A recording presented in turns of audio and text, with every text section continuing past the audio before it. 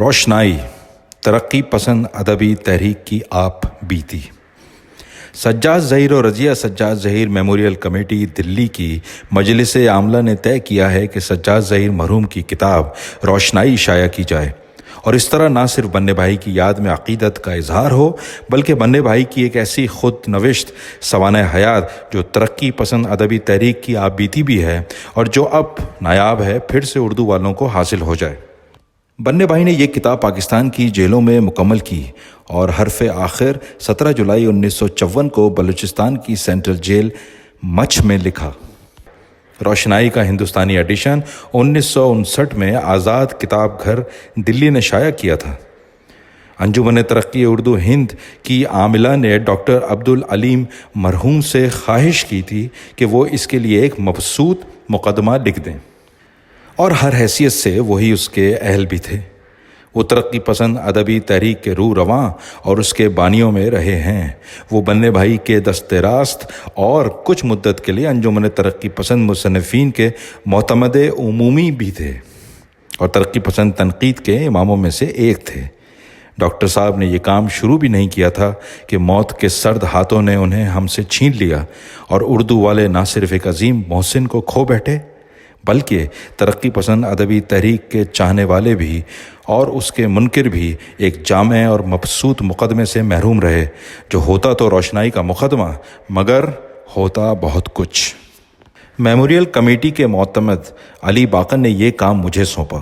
میں نے جی چرایا۔ میں ایک زبردست احساس کمتری کا شکار تھا کہ یہ کام مجھ سے نہ ہو سکے گا، روشنائی سے انصاف نہ ہو سکے گا۔ میں نے ٹالا بھی بہت لیکن آخر کتاب کو چھپ کر نکلنا ہی تھا۔ سوچا کچھ لکھ دوں، اس سے کچھ نہیں تو روشنائی سے میرے رشتے کی حقیقت ہی آشکارا ہو جائے گی۔ روشنائی ناظرین کے ہاتھوں میں ہے اور جیسا کہ میں نے کہا ہے کہ یہ ایک ترقی پسند ادبی تحریک کی آپ بیتی ہے۔ اس میں تحریک کے آغاز سے 1947 تک ملک کی آزادی اور تقسیم تک کی کہانی خود میر کارواں کی زبانی بیان ہوتی ہے۔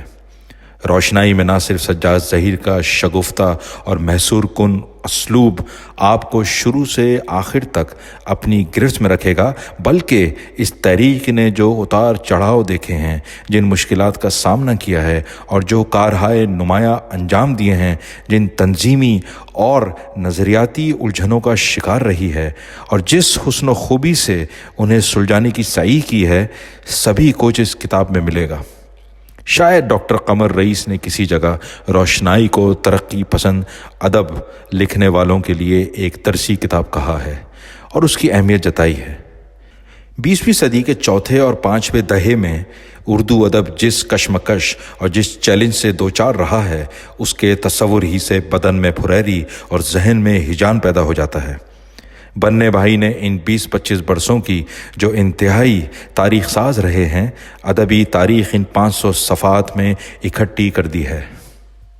ویسے عصری ادب کی داستان 1857 سے شروع ہوتی ہے اور یہی 19ویں صدی کا نصف آخر ہندوستان کی اردو دنیا کے نشاط ثانیہ کا دور ہے۔ یہ بر صغیر کی سبھی زبانوں میں نشاط ثانیہ کا زمانہ ہے۔ وہ لوگ جو اپنے آپ کو کنویں کے مینڈک کی طرح ٹھیٹھ ہندوستانی سمجھتے ہیں اور ہر بدیس سے آنے والی ہوا کو مسموم سمجھ کر ذہنوں کی کھڑکیاں بند کر لیتے ہیں، ان کے لیے لمحہ فکر ہوگا کہ نشاط ثانیہ کی تحریک بھی انگلستان کی تبدیلیوں اور تحریکوں کی مرہون منت رہی ہے۔ یورپ میں یہ اقلیت پسندی کا دور رہا ہے اور اس اقلیت پسندی نے جو سرمایہ داری کے عروج کی نشاندہی کرتی ہے، ہندوستان کے متوسط طبقے کے انگریزی سے واقف پڑھے لکھے حلقوں کو متاثر کیا۔ نشاط ثانیہ کے علمبرداروں نے یہ نہیں کیا کہ اپنے قومی ورثے کو تیاگ دیا ہو بلکہ انہوں نے دریا کے مشرقی اور مغربی دونوں ہی کناروں سے نہریں نکالیں اور گلشن تہذیب و ادب کی آبیاری کی۔ سر سید احمد خان، محمد حسین آزاد، ڈپٹی نذیر احمد، خواجہ الطاف حسین حالی، مولانا شبلی، مرزا رسوا اور عبدالحلیم شرر کی ادبی، تخلیقی اور سماجی اصلاحی سرگرمیوں کا یہی درخشاں دور ہے۔ اس دور کے ادب کی خصوصیات ہی یہ ہیں کہ وہ سماجی برائیوں سے برسر پیکار ہے۔ اصلاح کا علم بردار ہے، اس کا انداز براہ راست ہے، اس میں خباثتوں پر طنز ہے اور محملات کو ظرافت کا نشانہ بنایا ہے۔ اکبر الآبادی کا اسلوب سیدھا سادہ اور انداز آسان ہے۔ یہی وہ دور ہے جب کہ ناولیں لکھی گئیں اور نئے انداز کی صحافت کی نیو پڑی۔ مذہب کے نام سے جو مذہب دشمن لغویات سماجی زندگی میں راہ پا گئی تھیں، ان پر کس کر چوٹ کی گئی۔ قدامت پسند تل ملا اٹھے۔ نشاط ثانیہ کے ان علم برداروں کو قدامت کے طرفداروں سے سخت مقابلہ تھا، اور صحت مند ادب اسی آویزش سے پیدا ہوا اور فروغ پاتا رہا۔ اس دور کی ادبی کشمکش ترقی پسند اور جارحانہ قدامت پسند قوتوں کے درمیان تصادم کا عکس پیش کرتی ہے، اور نسیم مغرب کا ان کلیوں کو چٹکانے میں بہت بڑا رول ہے۔ پروفیسر احتشام حسین نے کہا ہے کہ 17ویں اور 18ویں صدی کا ہندوستان روبہ زوال و انحطاط جاگیردانہ نظام کے سہارے جی رہا تھا، جس کو دھکا دے کر آگے بڑھانے والی قوت محض کچھ روایتیں تھیں۔ اگر ان روایتوں کی طاقت گھٹتی جائے، اگر ان کا تعلق اصلی مادی حالات سے ختم ہوتا جائے، اگر نئے حالات کے مطابق ان میں اضافہ نہ ہو، تو محض روایتیں نہ تو ادب اور زندگی کی قدروں کو زندہ رکھ سکتی ہیں اور نہ انہیں آگے بڑھا سکتی ہیں۔ شارب رودولوی اپنی کتاب جدید اردو تنقید میں اس دور کے بارے میں یوں رقم تراز ہیں: اس زمانے میں یک رنگی اور ٹھہراؤ نظر آتا ہے۔ ایسے وقت میں عام طور پر دیکھا گیا ہے کہ لوگ جد و جہد اور زندگی کے حقیقی مسائل سے فرار اختیار کرنے کی کوشش کرتے ہیں اور ایسے راستے تلاش کرتے ہیں جو کہ آسان اور سہل الحصول ہوں۔ مثلاً معنی اور صورت اور مواد و حیت کے مقابلے میں صورت و حیت کو زیادہ اہمیت دیتے ہیں۔ یہ روبہ انحطاط سماجی نظام کی علامت ہے۔ ایسے نظام میں جو ادب پیدا ہوتا ہے، اس میں آرائش، مبالغہ، بناوٹ اور تصنع پر زیادہ زور دیا جاتا ہے۔ مادی زوال تنزل کی طرف لے جاتا ہے، اس لیے کہ اس کے فلسفے میں غرق ہو کر انسان دنیاوی جدوجہد سے علیحدہ ہو جاتا ہے۔ اسی میں اس کو سکون ملتا ہے۔ قنوتیت، جو کہ تصوف کا ایک جز ہے، انسان کی پوشیدہ صلاحیتوں اور جدوجہد کی قوت کو ختم کر دیتی ہے۔ اس کے سامنے صرف پرانی روایات ہی رہتی ہیں، اور انہی روایات کی حفاظت میں تسکین و تشفی کا سامان نظر آتا ہے۔ اردو کے نشاط ثانیہ کے رہنماؤں کو اس یک رنگی اور ٹھہراؤ اور اس اندھی روایت پرستی کے خلاف جہاد کرنا تھا، اور جہاد ترقی پسند کی صفت ہے۔ چنانچہ انگلستان کے نئے رجحان اور وہاں کا نیا ادب ان کو آسرا دیتا ہے۔ نذیر احمد دلی کالج سے وابستہ رہے، انگریزی سیکھی، انگریزی سے متاثر اساتذہ ماسٹر رام چندر سے تلمذ رہا۔ ان کی کئی ناولیں انگریزی ناولوں یا داستانوں سے ماخوذ ہیں۔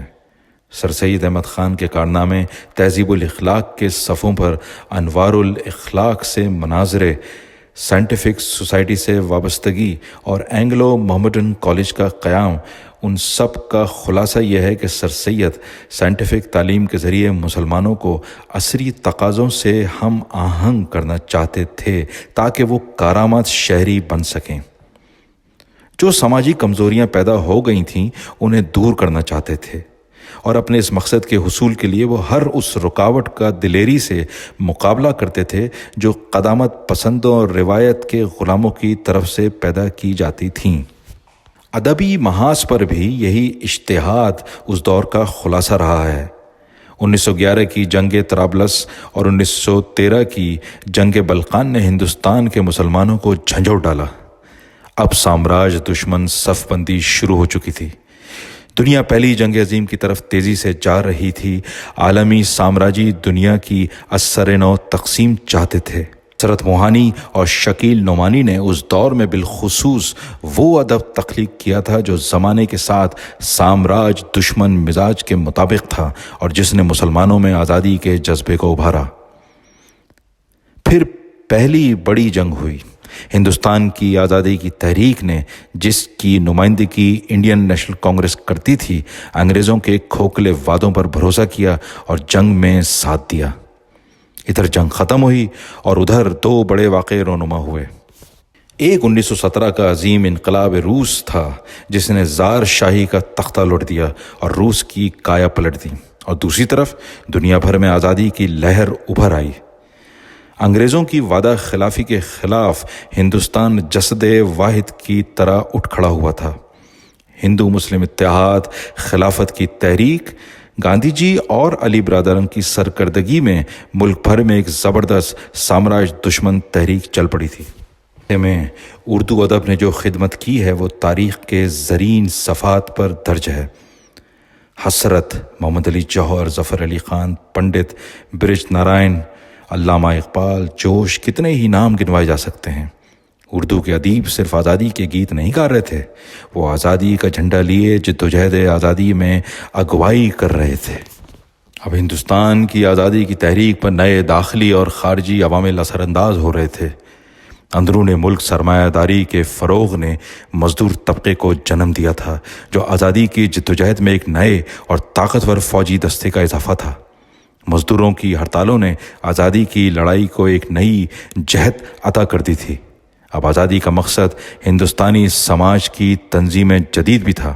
پرانے جاگیر شاہی سامنتی نظام کو ٹھکانے لگانے کی ضرورت تھی اور سرمایہ داری کو اس سامنتی نظام کی جگہ لینے سے روکنا تھا۔ آزادی کی تحریک کے اندر ایک گرم دل پیدا ہو گیا تھا اور آتشی نوجوان آتشی اسلحے کے ذریعے انگریزی سامراج کا قلع قمع کرنے کی راہ پر چل پڑے تھے۔ اور ادھر ہمالیہ کے پرے انقلاب روس نے نہ صرف اس ملک کی کایا پلٹ دی بلکہ سرمایہ دار دنیا میں تہلکہ مچا دیا۔ اب سرمایہ داری بلا شرکت غیر کرۂ ارض پر حکمران نہیں تھی، اور اب سامراج دشمن آزادی کی جدوجہد ایک نئے مخالف سرمایہ داری راستے اور ایک نئی سوشلسٹ منزل سے آشنا ہو چکی تھی۔ ایسے میں ادبی محاذ پر بھی گرمی پیدا ہونی لازمی تھی۔ حالی اور نذیر احمد نے اردو ادب کے لیے جو قبا تیار کی تھی وہ اب تنگ ہو رہی تھی۔ تخلیقی ادب کے سوتے کبھی خشک نہیں ہوتے، ہر دور میں نئی آنچ سے پھوٹتے ہیں اور نئی راہیں ڈھونڈ کر ان پر بہہ چلتے ہیں۔ ڈاکٹر عبادت بریلوی نے کہا ہے، میرے خیال میں ادب ایک سماجی عمل ہے، اور چونکہ سماجی زندگی ہر لمحے اور ہر آن تغیر و تبدل سے ہم آغوش و ہم کنار رہتی ہے، اس لیے ادب بھی تغیرات اور انقلابات کے سانچے میں ڈھلتا رہتا ہے، اور ہر دور کے ادب میں اس وقت کی سماجی زندگی ہی کے درمیان پلتا، بڑھتا اور پروان چڑھتا ہے۔ ڈاکٹر عبادت بریلوی اور مجنو گورکھ پوری مزید وضاحت سے کہتے ہیں، ہمارے خیالات زندگی کی صورت بدلنے میں مدد دیتے ہیں، لیکن وہ خود پیداوار ہوتے ہیں زندگی کے ان تمام عناصر کی جن کو مجموعی طور پر زمانہ اور ماحول کہتے ہیں۔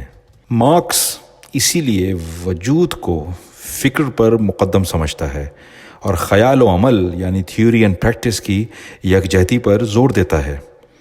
ہم زندگی کی اس متحرک قوت کو مانتے ہیں جس کو تاریخ کہتے ہیں، اور جو ایک جدلیاتی قوت ہے، یعنی جو پرانی صورت کی تردید اس لیے کرتی ہے کہ نئی صورت پیدا کرے جو ہر پرانی صورت سے بہتر ہو۔ مجنو گورکھ پوری ہی نے کہیں کہا ہے کہ موجود سے ناآسودگی اور ممکن الحصول کی خواہش کے درمیان آویزش ہی آرٹ کی خالق ہے، اور حقیقت تو یہ ہے کہ یہی آویزش انسانی کارواں کے ارتقاء کی جانب سفر کی متحرک ہے۔ ممکن الحصول کی خواہش نہ ہو تو زندگی اور زندگی کی ساری کشمکش بے مقصد ہو جائے، اور جب آرزو کی آسودگی کی راہیں مسدود کر دی جاتی ہیں تو انقلابات رونما ہوتے ہیں، بغاوتیں ہوتی ہیں۔ چنانچہ ادب میں سارے اجتہاد کا یہی راز اور یہی جواز ہے، اور اس سے انکار تاریخ کی اس حرکی قوت سے انکار ہے جس نے سماج کے ارتقاء میں محرک قوت کا کام کیا ہے اور آج بھی کر رہی ہے۔ دنیا کی اور زبانوں کے عظیم ادب کی طرح اردو ادب کے خمیر میں بھی یہی اجتہاد رہا ہے۔ تاریخ کے ہر موڑ پر، انقلاب کے ہر دوراہے پر اردو ادب نے سماجی قوتوں کا ساتھ دیا ہے۔ اسی کو ڈاکٹر اعجاز حسین نے اردو کا ترقی پسند خمیر کہا ہے۔ لیکن یہاں یہ بھی واضح کر دینا ضروری ہے کہ نیا ادب ہر دور میں پیدا ہوا ہے تاکہ سماجی کشمکش کی نئی راہیں ہموار کرے۔ پھر بھی یہ نہیں کہا جا سکتا کہ یہ اپنے ماضی سے بالکل کٹا ہوا اپنے طور پر مجرد ادب ہے۔ ادبی محاذ پر تسلسل اور جدت کے درمیان روایت اور بغاوت کے بیچ ہمیشہ آویزش رہی۔ روایت کے ناکافی ہونے پر ہی بغاوت کی ضرورت ہوتی ہے۔ ادب بھی جب عصری ضرورتوں کی تکمیل سے قاصر ہوتا ہے تو ایجاد کی ضرورت ہوتی ہے۔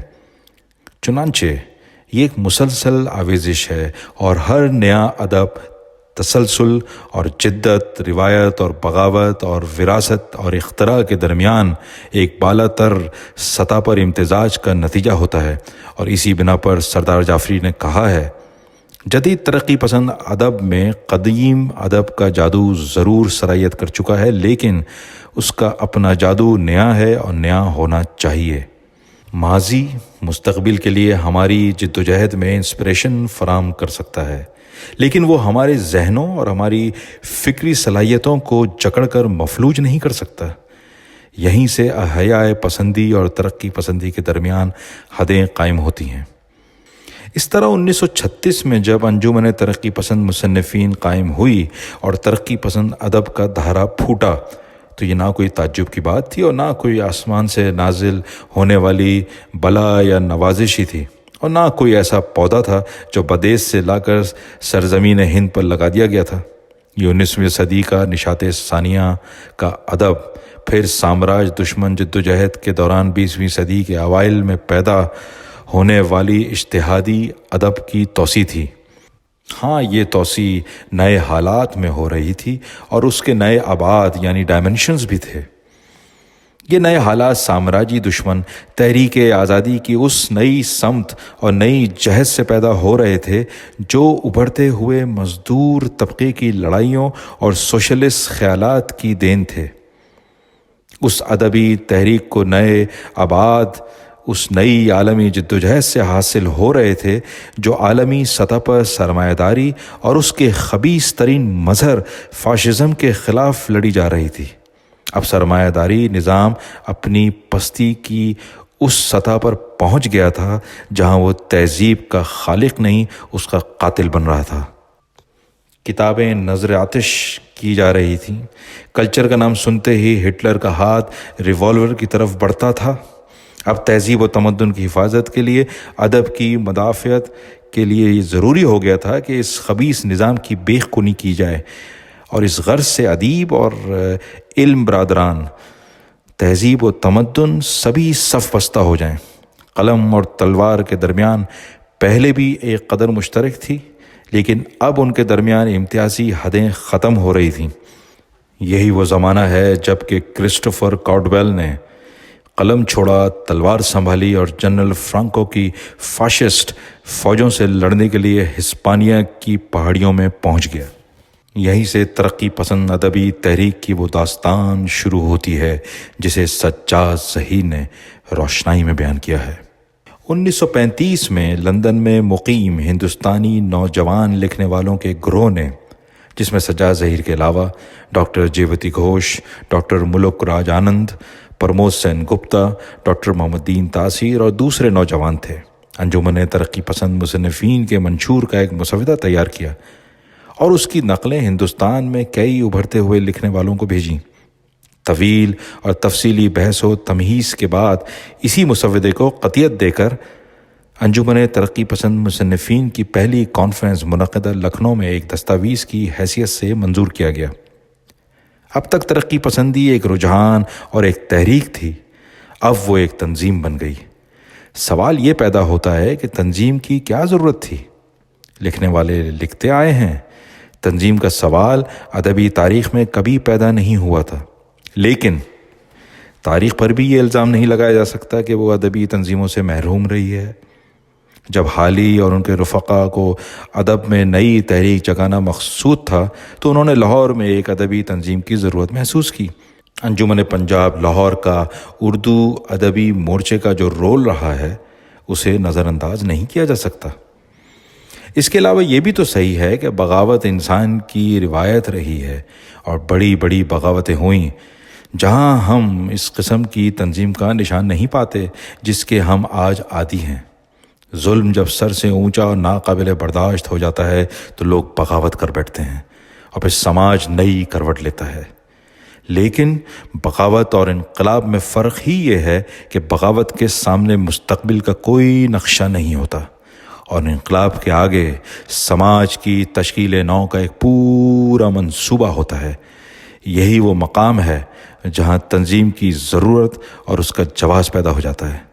خود سجاد ذہین نے 1945 میں ترقی پسند مصنفین کی حیدرآباد کانفرنس میں اپنے خطبے میں کہا ہے، بعض لوگ سوال کرتے ہیں کہ جب ہر دور میں ترقی پسند ادب کی تخلیق ہوتی ہے اور جب حالی شبلی اور اقبال بھی ترقی پسند ہیں تو پھر آخر ترقی پسند مصنفین کی انجمن بنانے کی ضرورت کیا ہے؟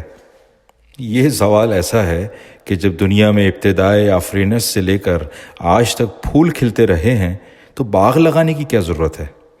اس انجمن کی ضرورت اس وجہ سے پیدا ہوئی جس وجہ سے دوسری انجمنوں کی ضرورت ہوتی ہے، یعنی یہ کہ افراد اجتماعی طور سے ادبی مسائل پر گفتگو اور بحث کریں، فرد اور جماعت کی ضروریات کو سمجھیں، سماجی کیفیت کا تجزیہ کریں اور اس طرح مشترکہ نصب العین قائم کریں اور اس کے مطابق عمل کریں۔ کچھ لوگ جن میں لکھنے والے بھی شامل ہیں انجمن کو ادب کی تہذیب کا ذریعہ نہیں اس کی تحدید کا کٹھرا خیال کرتے ہیں، اسی لیے وہ ادیب کی آزادی کے نام پر انجمن اور اس کی پابندیوں سے بیزار معلوم ہوتے ہیں۔ لیکن آزادی کا کوئی انفرادی اور مجرد تصور نہیں۔ آج کے سماج میں فرد سماج سے الگ بے حقیقت ہو جاتا ہے۔ آبادی سے دور جنگل میں چھوڑ دینے پر کوئی اپنے آپ کو آزاد اور محفوظ نہیں کر سکتا۔ آزادی اصل میں سماج کے اندر رہ کر سماجی تعاون کی اعلیٰ ترین سطح پر حاصل ہو سکتی ہے۔ کرسٹوفر کارڈویل کا کہنا ہے کہ آزادی کے حصول کا مطلب یہ ہے کہ آدمی خود اپنے پر حکمران ہو، لیکن آدمی سماج کا ایک حصہ ہے اور سماج طبقات میں بٹی ہوئی ہے جو پیداواری رشتوں میں جکڑے ہوئے ہیں۔ ذرائع پیداوار سرمایہ داری کی ملکیت ہیں اور محنت کش طبقات ان آلوں اور مشینوں پر محنت کر کے دولت پیدا کرتے ہیں۔ محنت کی پیداوار سرمایہ دار کی ملکیت بن جاتی ہے اور ملکیت کے انہی رشتوں میں سماج منقسم ہے۔ ایسے میں فرد کی آزادی اسی وقت ممکن ہے جبکہ سماج پر اس طبقے کی حکمرانی نہ ہو جس میں وہ خود شامل نہیں۔ سرمایہ دار سماج میں سرمایہ دار خود تو آزاد ہے کیونکہ اس کا طبقہ پیداواری قوتوں اور ان کے آپسی رشتوں پر مقتدر ہے۔ اس کے برخلاف مزدور محکوم ہے کیونکہ وہ حکمران طبقے کے زمرے سے خارج ہے۔ فرد آزادی کی اپنی جدوجہد میں اس وقت تک کامیاب نہیں ہو سکتا جب تک کہ وہ سماجی عوامل کو متحرک نہ کر سکے جو سماج میں اقتدار کی تبدیلی لا سکتے ہیں۔ فرد کو آزادی سماجی تعاون سے ہی حاصل ہو سکتی ہے۔ وہ جو چاہتا ہے صرف سماجی طاقتوں کو استعمال کر کے ہی حاصل کر سکتا ہے۔ اس لیے ہر فرد اپنے آپ کو ان سماجی طاقتوں سے الگ کر کے یکا و تنہا ہو جائے تو آزادی نہیں قنوطیت اور ناکامی کی طرف جائے گا۔ آج کے سماج میں سماج کو بدلے بنا فرد اپنے آپ کو نہیں بدل سکتا، یہی تنظیم کا جواز ہے۔ ترقی پسندوں پر الزام لگایا گیا کہ وہ پروپیگنڈے کا بازاری ادب پیدا کر رہے ہیں۔ ادب عالیہ سے ان کی تخلیقات کا کوئی تعلق نہیں۔ اس کا سجاد ذہین نے روشنائی کے صفوں پر جواب بھی دیا ہے، لیکن یہ الزام ہٹ دھرمی اور تعصب پر مبنی ہے۔ یہ کوئی نہیں کہتا کہ ترقی پسندوں کی ہر تخلیق ادب کے جمالیاتی پیمانوں پر پوری اترتی ہے، اور نہ ہی کوئی یہ کہتا ہے کہ جمالیات سے بے نیاز رہ کر بھی ادب رہ سکتا ہے۔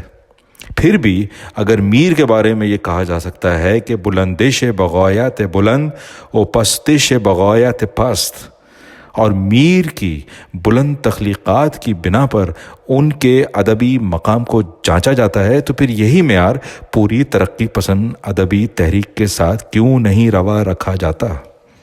ہر دور میں اچھا اور برا ادب رہا ہے، لیکن ہر ادیب کی تخلیقات میں کمزور اور اعلیٰ دونوں قسم کی تخلیقات ہوتی ہیں، لیکن کسی ادیب کو یا کسی ادبی دور کو اس کے اچھے اور اعلیٰ ادب کی بنا پر جانچا جاتا ہے۔ پھر یہی برتاؤ ترقی پسند ادب کے ساتھ بھی ہونا چاہیے۔ پروپیگنڈا بھی زندگی کا ایک لازمی عنصر ہے، اور پروپیگنڈا کا ادب بھی معیاری ادب ہو سکتا ہے، بشرطیہ کہ وہ ادب کے سماجی مقصد کے ساتھ اس جمالیاتی پہلو سے بھی پورا انصاف کرتا ہو۔ چنانچہ یہی تبلیغ کا عنصر کرشن چندر کے افسانوں کی جان ہے۔ ان کے شاہکار افسانے وہی ہیں جن میں انہوں نے سماجی بصیرت کے اپنے مقصد کو موزوں فنی حیت میں پیش کیا ہے۔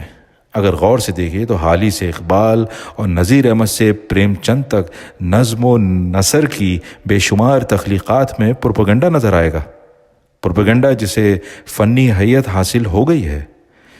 ترقی پسند ادبی تحریک کے سامنے بعض ایسے سوال بھی اٹھائے گئے، جیسے کہ کیا ادیب کے لیے لازمی ہے کہ وہ سیاسی تحریکوں میں عملی حصہ لے؟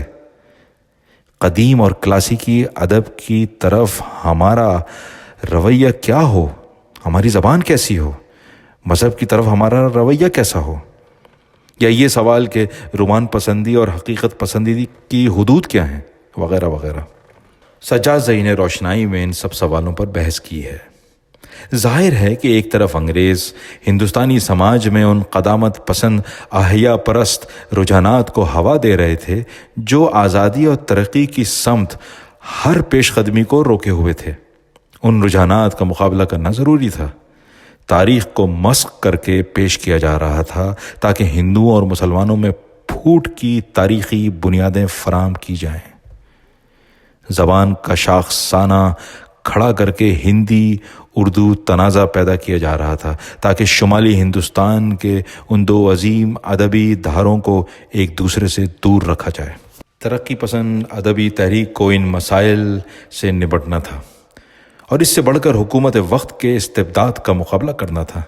اسٹیٹس مین میں نامہ نگار کے نام سے ترقی پسند مصنفین کے خلاف مضامین شائع ہوئے، جن کے متعلق بعد میں پتہ چلا، اور اس کا ذکر سجاد زئی نے روشنائی میں بھی کیا ہے، کہ یہ خفیہ پولیس کے ایک خاص محکمے کی کارگزاری تھی۔ ترقی پسندوں کو بدیسی ایجنٹ، ہندوستانی سماجی روایت کے منکر اور معاشرے کے غدار کہا گیا۔ یہ بتانے کی کوشش کی گئی کہ عورتوں کی طرف ترقی پسندوں کا رویہ نراجی ہوتا ہے۔ ترقی پسندوں نے ان سب کا مقابلہ کیا، اخبارات اور رسائل میں بحثیں ہوئیں، اور ان بحثوں میں سجاد ظہیر، ڈاکٹر عبدالعلیم اور سید احتشام حسین وغیرہ نے جو مضامین لکھے ہیں وہ آج بھی ترقی پسند ادبی تحریک کی نظریاتی بنیاد فراہم کرتے ہیں۔ جاگیرداری سماج میں عورت محض ایک کھلونا تھی، برسوا جمالیات میں عورت کی طرف رویہ محض جنسیات کے تابع ہے۔ یہ تو ترقی پسند تحریک ہی ہے جس نے عورت کو انسان کے روپ میں دیکھا اور سماجی کشمکش میں عورت کو مرد کے دوش بدوش کھڑا کر دیا۔ سردار جعفری نے کہا ہے، ترقی پسند شاعروں نے اردو شاعری کو زیادہ فطری بنا دیا ہے، اور اب ترقی پسند شاعری میں عورت معشوقہ، بیوی، ماں، مجاہد ہر روپ میں نظر آتی ہے۔ البتہ حکومت کے جبر و استبداد کا نتیجہ یہ نکلا کہ بعض ایسے نیک لوگ جو سرکاری ملازمت کے بندھنوں میں جکڑے ہوئے تھے، تحریک سے عملی طور پر الگ ہو گئے۔ ان میں سے اکثر روحانی طور پر ترقی پسند تحریک سے وابستہ رہے۔ رومانیت اور حقیقت نگاری دو میلانات تو ادب میں پائے ہی جاتے ہیں۔ میگزم گورکی کہتا ہے کہ عوام کی زندگی اور ان کے حالات کی سچی اور ملمہ کاری سے پاک تصویر کشی حقیقت نگاری ہے۔ جہاں تک رومانیت کا تعلق ہے، اس کی کئی تعریفیں کی گئی ہیں، لیکن کوئی تعریف اتنی صحیح اور جامع نہیں ہے جسے ادب کے تمام مورخین نے قبول کر لیا ہو۔ خود رومانیت کے مسلک میں بھی دو واضح اور الگ الگ رجحانات میں تمیز کرنا چاہیے۔ ایک مجہول قسم کی رومانیت ہے جو حقیقت پر رنگ چڑھا کر لوگوں کو اس کے ساتھ سمجھوتہ کرنے پر آمادہ کرتی ہے، یا لوگوں کو حقیقت سے دور لے جاتی ہے اور انہیں دنیا کے بے معنی اور بے مصرف گورکھ دھندوں میں پھنسا کر سلا دینا چاہتی ہے۔ جیسے فانی زندگی کا معمہ عشق اور موت اور اسی قسم کے دوسرے مسائل جو فکر سے نہیں بلکہ صرف سائنس کی تحقیقات کی مدد سے حل کیے جا سکتے ہیں۔ دوسری فعال اور متحرک قسم کی رومانیت ہے جو انسان کے زندہ رہنے کی خواہش کو تقویت پہنچاتی ہے اور اسے حقیقت اور اس کے مسائل کے خلاف بغاوت پر آمادہ کرتی ہے۔ اس دوسری قسم کی رومانیت سے ترقی پسندوں کو انکار نہیں۔ آرٹ اور ادب کا ایک مقصد انسان کو جمالیاتی حظ پہنچانا ہے اور اس سے کسی کو انکار نہیں ہو سکتا ہے، لیکن وہی حظ، وہی جمالیاتی تسکین اور وہی سیکھنا اور سمجھانا انسانوں کے لیے اچھا اور صحت مند ہے جو ان میں پاکیزگی اور طہارت، زندگی کی امنگ اور حوصلہ اور جہد حیات میں صلابت، دانش مندی اور نوع انسانی سے ہمدردی پیدا کرنے میں معین ہو، اور اس طرح سے انسانوں کی انفرادی اور اجتماعی حیات ان کا ظاہر و باطن دونوں کو زیادہ حسین، زیادہ لطیف اور زیادہ بھرپور بنائے۔ آگے چل کر سجاد ظہیر کہتے ہیں، ہم کیف و بدمستی میں فرق کرتے ہیں۔ لذت اندوزی اس حد تک ٹھیک ہے جب تک اس سے آسودگی اور سرور ہو، مگر جب وہ سمیت میں بدل کر ہمارے بدن کو چور کر دے، ہمارے ذہن کو پراگندہ اور ہماری روح کو مردہ کر دے، تو پھر وہاں پر ہم حد کھینچ دیتے ہیں۔ روشنائی۔ حقیقت پسندی محض حقیقت موجود کے ادراک کا نام نہیں ہے، بلکہ حقیقت پسندی کا منصب ہی یہ ہے کہ سماجی کشمکش اور ممکن الحصول کی ابدی حقیقت کا شعور حاصل کرے۔ یزداں اور اہرمن کی آویزش ازل سے جاری ہے۔ اس آویزش میں زوال پذیر حقیقتوں کے خلاف ابھرتی ہوئی حقیقتوں کو پرکھے اور انہیں آگے بڑھانے کے جہاد میں حصہ لے۔ ظاہر ہے ادب اس حقیقت پسندی سے بے نیاز نہیں رہ سکتا، کیونکہ وہ زندگی سے بے نیاز نہیں رہ سکتا۔ اطہر پرویز نے لکھا ہے، ادب میں حقیقت پسندی کسی چور دروازے سے نہیں بلکہ صدر دروازے سے داخل ہوئی، اس کا خاطر خواہ خیر مقدم ہوا، اور زندگی ہی وہ صدر دروازہ ہے جس سے حقیقت پسندی نے ادب میں راہ لی۔ پریم چند نے کہا تھا کہ ہمیں حسن کا معیار بدلنا ہوگا۔ گودان اور کفن جیسی تخلیقات میں انہوں نے سماج کے سب سے زیادہ مظلوم، مجبور اور بے زبان انسانوں کو زبان دے کر آرٹ میں حسن کا ایک نیا تصور پیش کیا ہے۔ حقیقت کا ایک نیا روپ ایک ایسے نئے زاویے سے دریافت کیا ہے جو اس سے قبل کے افسانوی ادب میں کہیں نظر نہیں آتا۔ ترقی پسند ادیبوں نے پریم چند کی اس روایت کو سینے سے لگا کر گاؤں اور شہر کے محنت کش انسانوں کی بظاہر ویران و بے رومان زندگی کی عکاسی کر کے حسن اور حقیقت کے نئے معیار تلاش کیے ہیں۔ اس طرح اردو میں ترقی پسند تحریک نے حقیقت نگاری کی نئی جہتیں روشن کیں اور ادب اور زندگی کے زیادہ پائیدار اور زیادہ معنی خیز رشتوں کو استحکام بخشا۔ پریم چند نے 1936 میں ترقی پسند ادیبوں کے پہلے اجتماع میں کہا تھا کہ ادب میں حسن اور قوت کے عناصر اسی وقت پیدا ہوں گے جب ہماری نگاہ حسن عالمگیر ہو جائے گی، جب ساری خلقت اس کے دائرے میں آ جائے گی۔ پریم چند نے ادیب کے منصب کا ذکر کرتے ہوئے خطبے میں کہا کہ ادیب وطنیت اور سیاست کے پیچھے چلنے والی حقیقت نہیں بلکہ ان کے آگے مشعل دکھاتے ہوئے چلنے والی حقیقت ہے۔ ترقی پسند تحریک نے ادیب کو سماجی زندگی اور اس کے مسائل سے جوڑ کر اگر ایک طرف کچھ ذمہ داریاں سونپیں تو دوسری طرف اسے تہذیبی زندگی میں پیشوائی کا اعزاز بخشا۔ بھارت ساہتیہ پریشد کے ناگپور کے اجلاس میں جو اعلان نامہ منظور ہوا تھا اور جس پر پریم چند کے علاوہ ڈاکٹر عبدالحق، پنڈت جواہر لال نہرو، آچاریہ نریندر دیو اور اختر حسین رائے پوری کے بھی دستخط تھے، اس میں بھی وضاحت سے کہا گیا تھا زندگی مکمل اکائی ہے، اسے ادب، فلسفہ، سیاست وغیرہ خانوں میں تقسیم نہیں کیا جا سکتا۔ ادب زندگی کا آئینہ ہے، یہی نہیں وہ کاروان حیات کا رہبر ہے، اسے محض زندگی کی ہم رکابی نہیں کرنا ہے بلکہ اس کی رہنمائی بھی کرنا ہے۔ انسانیت کے نام پر ہم پوچھتے ہیں کیا آج جب ترقی اور پستی کی طاقتوں میں فیصلہ کن جنگ شروع ہو چکی ہے، ادب اپنے کو غیر جانبدار رکھ سکتا ہے؟ کچھ لوگوں نے ادیب کی آزادی کے نام پر اسے ہر قسم کے نظریے سے بے نیاز کر دینا چاہا اور ترقی پسندوں پر الزام لگایا کہ وہ ایک نظریہ حیات سے بندھے ہوئے ہیں، اسی لیے تخلیق کی آزادی سے محروم ہیں۔ اول تو یہ کہنا ہی نامناسب ہے کہ ایسے بھی لکھنے والے ہیں جو کسی نظریے کے تابع ہیں اور نامحتاج۔ ہر ادیب کی اپنی ایک نظر ہوتی ہے جس سے وہ اپنے اطراف و اکناف کے حالات کو دیکھتا اور پرکھتا ہے، پھر وہ اپنی تخلیق کے تانے بانے میں اپنے قاری کو ایک پیام دیتا ہے۔ اس پیام پر ادیب کی چھاپ اور زندگی کی طرف اس کے اپنے رویے کی مہر ہوتی ہے۔ کوئی ادیب نظریے سے بے نیاز نہیں۔ پروفیسر آل احمد سرور نے کہا ہے، جس طرح سائنسدان خارجی حقیقت کی دنیا کا سیاح ہے، اسی طرح فنکار دل کی نئی سلطنتوں کو دریافت کرتا ہے۔ خارجی اور داخلی حقائق دونوں کے علم کے لیے ہمیں سائنس اور ادب کے سنجوگ کی ضرورت ہے۔ ادب میں نظریے کی تلاش اسی سنجوگ کا دوسرا نام ہے۔ قصہ مختصر ان سب نظریاتی مارکوں، داخلی الجھنوں اور خارجی رکاوٹوں کا مقابلہ کرتی ہوئی ترقی پسند ادبی تحریک آگے بڑھتی رہی۔ پروفیسر آل احمد سرور نے اسے علی گڑھ تحریک کے بعد اردو ادب کی سب سے بڑی تحریک کا نام دیا ہے۔ سجاد زہی نے اسی ترقی پسند ادبی تحریک کا سفرنامہ روشنائی میں پیش کیا ہے۔ اردو کی ادبی تاریخ میں ترقی پسند تحریک کئی باتوں میں ایک ممتاز مقام رکھتی ہے۔ آسان لکھو، آسان لکھو، سبھی کہتے ہیں، لیکن آسان لکھنا کوئی آسان کام نہیں۔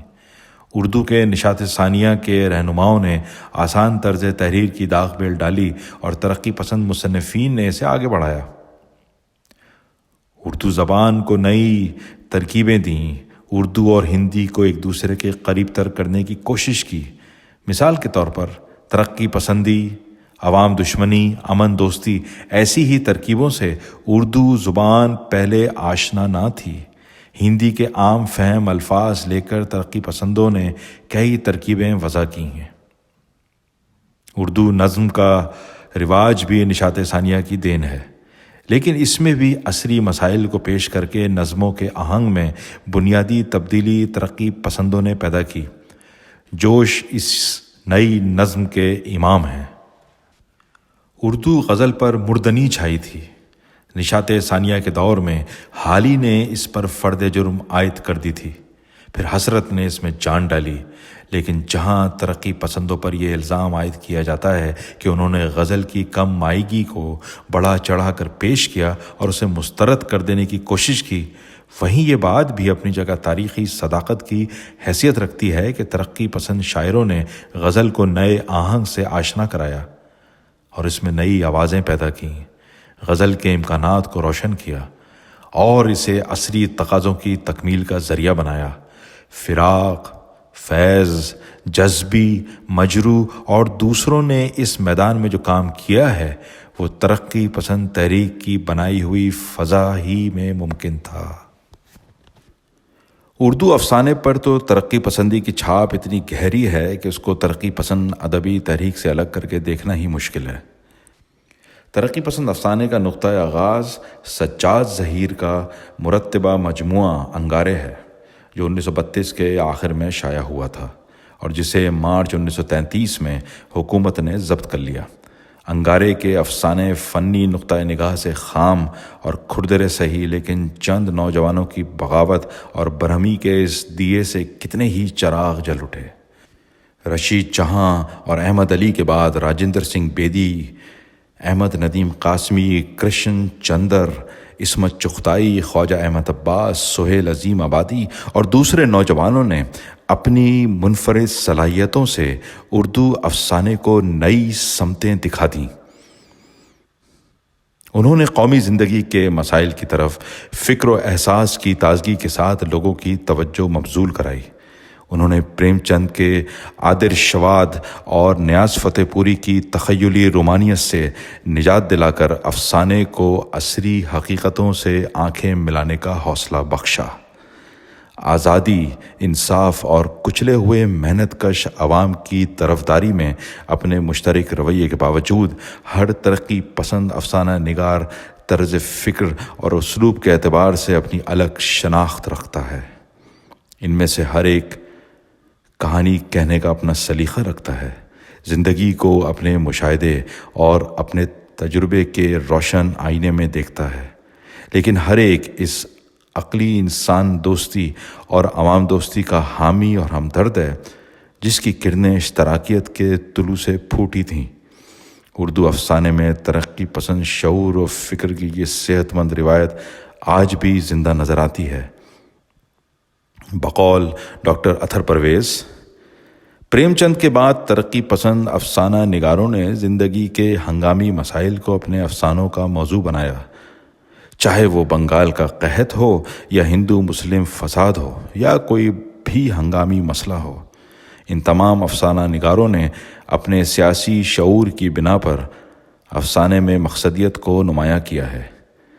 اردو افسانوں پر ترقی پسند افسانہ نگاروں کی چھاپ آج بھی گہری ہے، اور اردو کے نئے افسانہ نگار چاہے بالواسطہ ہی صحیح لیکن اس سے متاثر ضرور ہیں۔ اس طرح انہوں نے اپنی نسل کو متاثر کیا ہی تھا، لیکن نئے لکھنے والوں کی نسل ان سے متاثر ہوئے بغیر نہ رہ سکی۔ افسانے کی طرح اردو ترقی میں بھی ترقی پسند تحریک کے زیر اثر نئے امکانات پیدا ہوئے۔ ترقی پسند نقادوں نے حال ہی کے بعد پہلی بار شعر و ادب کے نظریاتی مسائل پر فلسفیانہ اور سائنٹیفک نقطۂ نگاہ سے غور و فکر کرنے کی طرح ڈالی۔ انہوں نے تاریخی اور سماجی حقائق کے پس منظر میں نثر اور شعری ادب کی اہمیت پر زور دیا، اور سب سے اہم بات یہ ہے کہ ترقی پسند تنقید نگاروں نے شعر و ادب کی جانچ پرکھ کے کچھ ایسے معروضی اصول وضع کرنے کی کوشش کی جن کے نتیجے میں ادب کے مطالعے کو بھی سائنس کے مطالعے کی قطعیت اور صحت کے قریب لایا جائے۔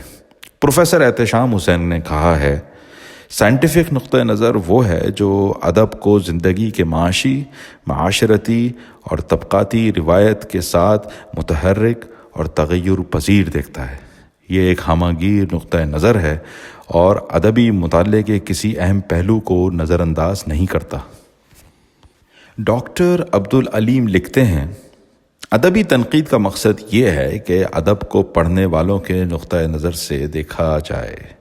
جو ادیب سنجیدہ پڑھنے والوں کو اپنا مخاطب بنانا چاہتا ہے، اس کے لیے ضروری ہے کہ وہ انسانی زندگی کی کشمکش کی تصویر کھینچے اور جہاں تک ممکن ہو پڑھنے والوں کے تجربات اور مشاغل سے لگاؤ پیدا کرے تاکہ انسانی ماحول کا مکمل خاکہ سامنے آ سکے۔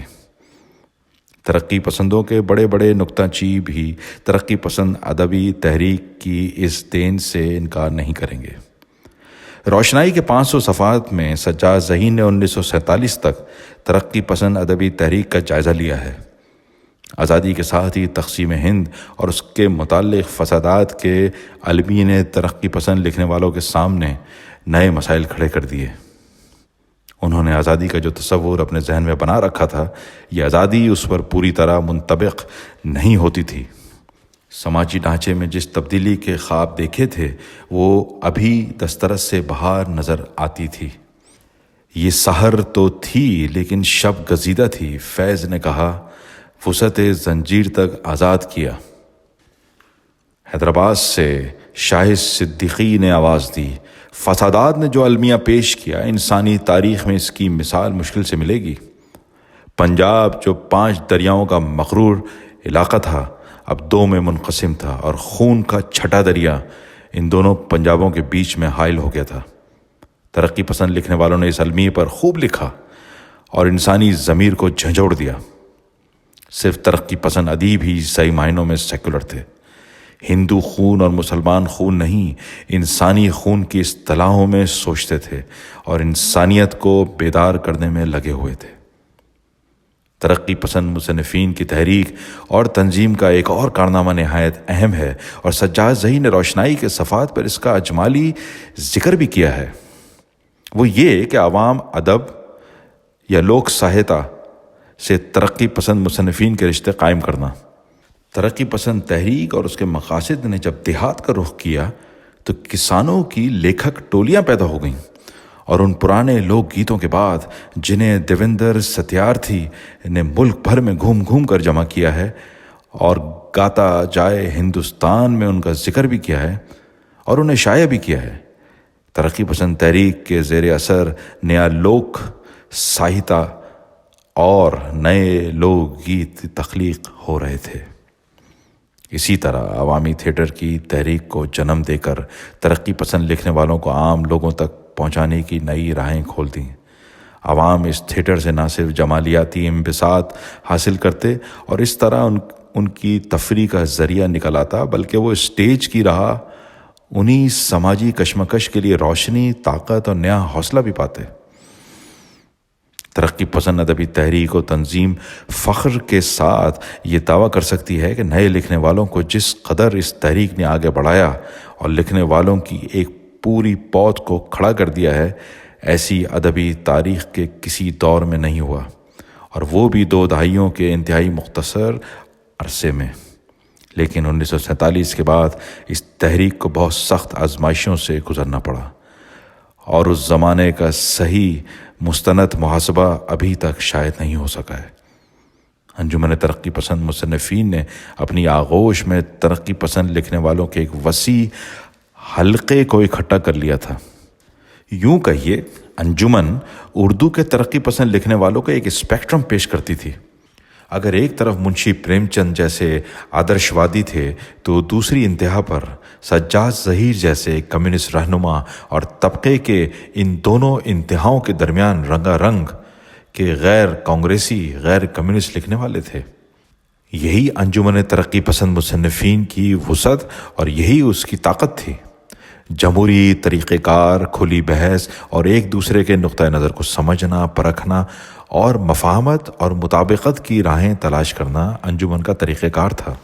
لیکن 1948 کے بعد ترقی پسند لکھنے والے کے طور پر اور کمیونسٹ پارٹی سے وابستہ لکھنے والے خاص طور پر ایک ادعائیت کا شکار ہو گئے تھے۔ لیکن اس ادعائیت کے بھی خارجی اور داخلی عوامل تھے۔ یہ وہ دور تھا جب کہ پورے جنوب مشرقی ایشیا میں آزادی کی ہتھیار بند جدوجہد جاری تھی۔ سامراج سے گلو خلاصی کے ساتھ ہی سوشلزم کی سمت چل پڑنے کے راستے کی تلاش تھی، اور اس تلاش میں چھوٹے سرمایہ داروں اور درمیانی طبقات کو شبے کی نظر سے دیکھا جا رہا تھا۔ اندرون ملک دیسی رجواڑے سر اٹھائے ہوئے تھے اور آزاد ہندوستان غلام ہندوستان کی ہی ایک توسیع نظر آتا تھا۔ ایسے میں نوجوانوں نے اسے آزادی تسلیم کرنے سے ہی انکار کر دیا اور حقیقی آزادی کے حصول کے لیے ذرائع تلاش کرنے لگے۔ ان معروضی حالات کی طرف سے آنکھیں بند کر کے اس دور کے ادبی ہیجان کا احاطہ نہیں کیا جا سکتا۔ پھر ترقی پسند مصنفین کو سجاد ظہیر جیسے محبوب اور منجے ہوئے رہنما سے محروم ہونا پڑا۔ وہ پاکستان چلے گئے اور وہاں انقلابی جمہوری تحریکوں کے سربراہ کی حیثیت سے ان مصروفیتوں میں پھنس کر رہ گئے جو ادبی کم اور سیاسی زیادہ تھیں۔ غرض اس دور میں یہ ہوا کہ انتہا پسندی کا ادب میں فروغ ہوا اور ادیبوں کا ایک بڑا حصہ پہلے تو خاموش ہو گیا، پھر رفتہ رفتہ ترقی پسند تحریک سے الگ ہو گیا۔ طیف اب مجروح ہو چکا تھا، وسیع اتحاد ٹوٹ چکا تھا اور دانے بکھر گئے تھے۔ یہی نہیں، نئے ادبی رجحانات جڑ پکڑنے لگے۔ نئی الجھنیں تھیں مگر اس کو سلجھانے کی کوئی تدبیر نہیں تھی۔